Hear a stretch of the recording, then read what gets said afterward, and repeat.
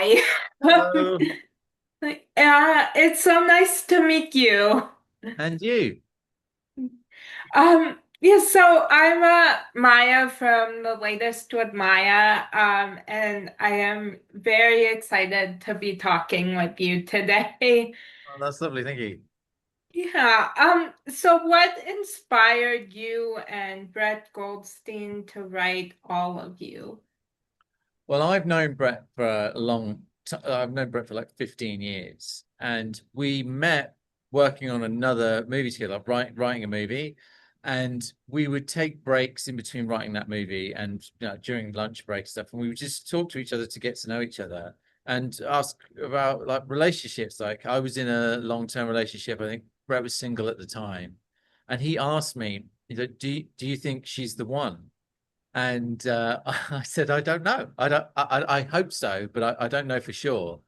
And off the back of saying that, we were like, well, wouldn't it be interesting if you could know? Like, what if there's a test that could tell you for sure, 100%, if somebody was meant to be with you?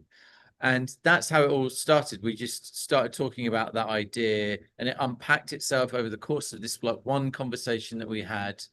And I think like within 2 weeks, we'd written a script, two people walking down the street together, one's paying for the other one to take the test. They've been friends for years, and one's secretly in love with the other one.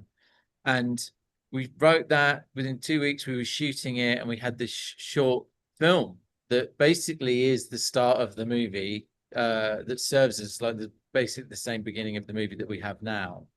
And so that's how it started. And we basically talked about those characters over the next 15 years. We went off and did lots of different stuff, worked on different projects together, worked on a TV show together. And even then, we were still talking about these characters. So when we came to the end of working on the TV show, we had these two characters' entire lives mapped out. And we were like, we need to tell this, we need to stop talking about them and actually do something about it. So we sat down and we wrote the script, which then became the movie.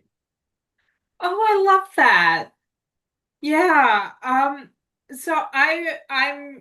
very grateful that I got to watch this movie and I loved it. It's one of Right. my favorites. Oh, So wonderful. yeah. So what are you hoping people take away from watching All of You? I think what we want is really at the end of it to people who've gone on this emotional journey with these two characters. I hope that we've told a truthful story about love. We wanted to tell a love story, and not necessarily a romance movie, but a story about love that has romance in it, but has lots of other elements, is all aspects of love, time, commitment, and all of those kind of things. And we kind of just want people to come out of the movie having a conversation about relationships. Like, what would you do if you took the test? Like, would you take the test? And so we just kind of would want people to have that experience come out and basically ask themselves and ask the friends that are with and have that conversation about taking the test. I think that's what we want. Oh, I love that. Yeah. So is there someone who has influenced or inspired your directorial style? Is there someone who's in, oh, that's a good question. I mean, not consciously, I don't think. Like, I don't think I was like, I'm gonna do a Scorsese here. Like, I don't think I ever thought that, but I think maybe not directorially, but like one of my favorite movies that I've watched so many times, like When Harry Met Sally, and that's got a similar kind of feel to it. They're two friends that fall in love over time, and I guess we weren't consciously kind of thinking about that when we wrote the story, but looking back now, it definitely had an influence on me over the kind of story I wanted to tell, the kind of emotions I wanted to express, and the way I wanted to tell a story. I guess it would be that. I think that on the spot thinking, but I don't. Yeah, I didn't go into it going with a lot of reference images from different movies. Going, I want it to be a little bit like this, a little bit Tarantino, a little bit like there was none of that going on. Yeah. Yeah, I love When Harry Met Sally. Me too. It's a classic. Yeah. Yeah. Um Yeah, so were there any scenes that were particularly challenging to film? Yeah, loads. I think like we had a tough schedule in the sense that we had so many locations. We had 25 locations, I think, and we shot in 23 or 24 days. So we had to most of the time get everything we needed in one place in one day and then move on. So I just think that that was a natural challenge in the logistics of filming, because you had that pressure of like, if we weren't getting it, we couldn't come back, or if we were going to come back, it would be incredibly difficult to do so and require sacrifice down the line.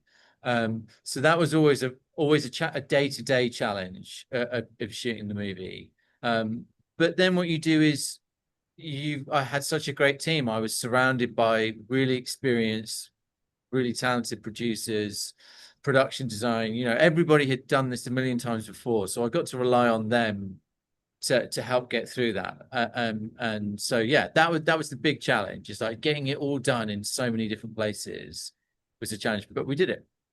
Wow, yeah. Yeah, that's very impressive. Oh, thanks. Yeah. Um, do you have a favorite line of dialogue from the movie? I do, but they're all the swear words.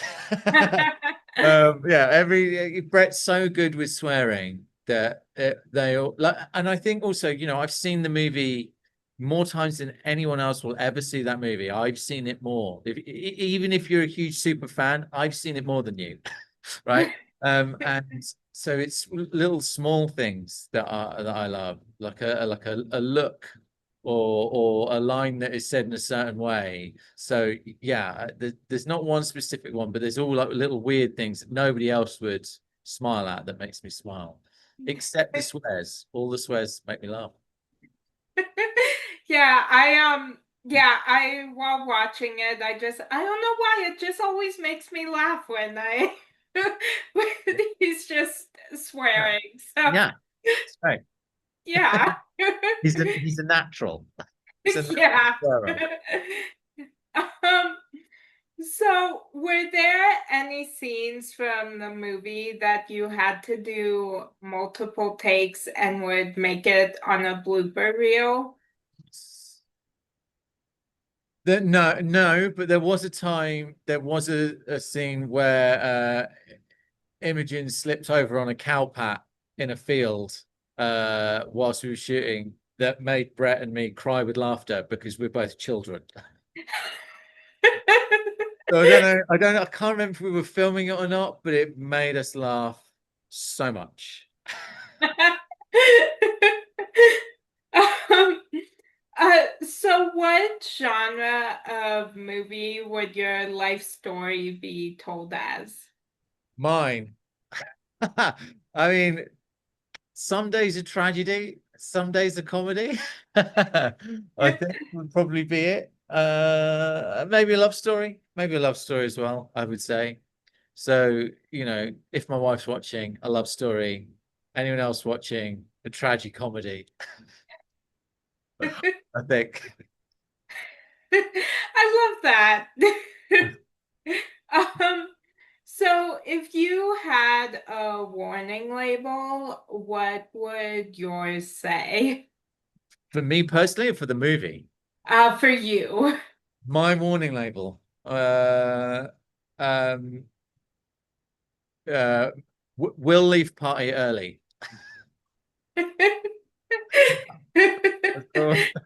Yeah, there you go. I really like that one. Good. I'm that guy. I'm that guy who leaves without telling when he's leaving because he doesn't want to feel bad for leaving early. Yeah. Yeah, I'm the same way. I think I just leave right away or I just wouldn't come at all. So What would your warning sign be? um probably prone to anxiety, don't overload. Right. Good. So I would probably have that one on my back as well. So good. Yeah.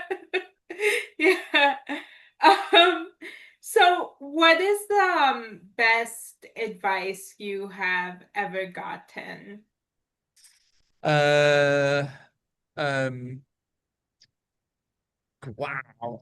In terms of movies, I can't remember. Somebody said to me, a movie is born in the writing, is killed in the filming, and is resurrected in the editing.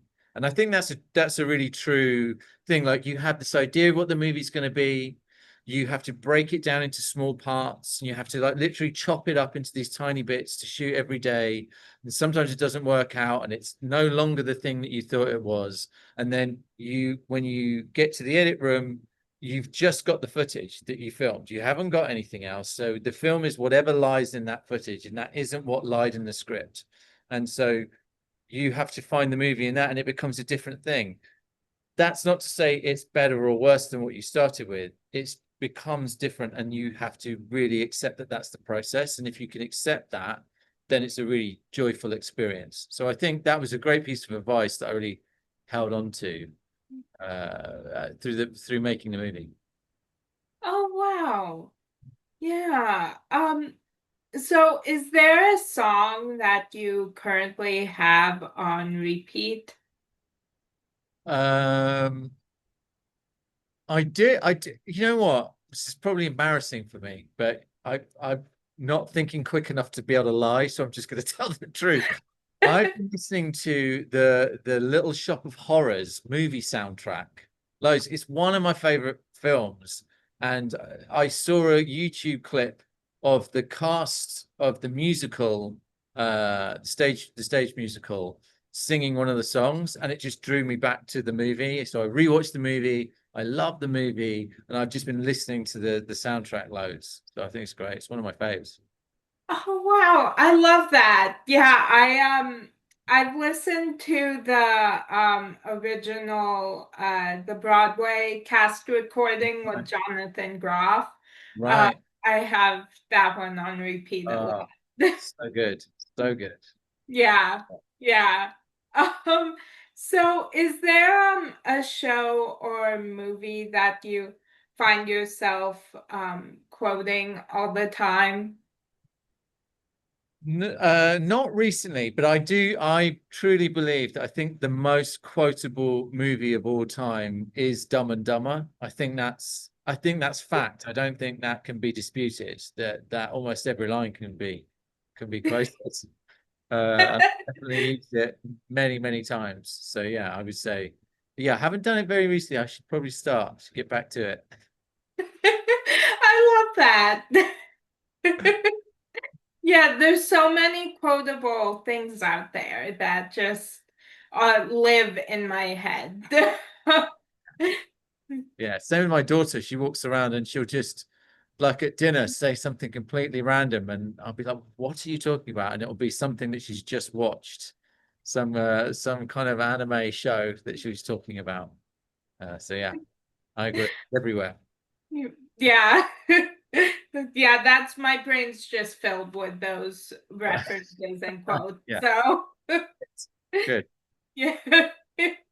Um, so I love inspiring and motivational quotes. And this week, my favorite quotation is embrace your unique strengths. What makes you different makes you strong. Mm. Um, is there a quotation that has inspired you lately?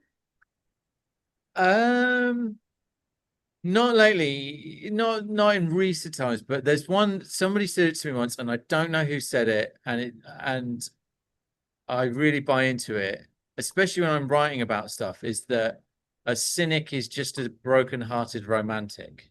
And I think that's a really kind of interesting way to look at it. And so I kind of use that. I think about that when I'm writing about characters sometimes, is that why is this person so cynical? It's because they've had their heart broken. And then that makes them instantly more relatable to get to their point of view. So yeah, so that's probably the quote. I don't know who said it, but they're geniuses.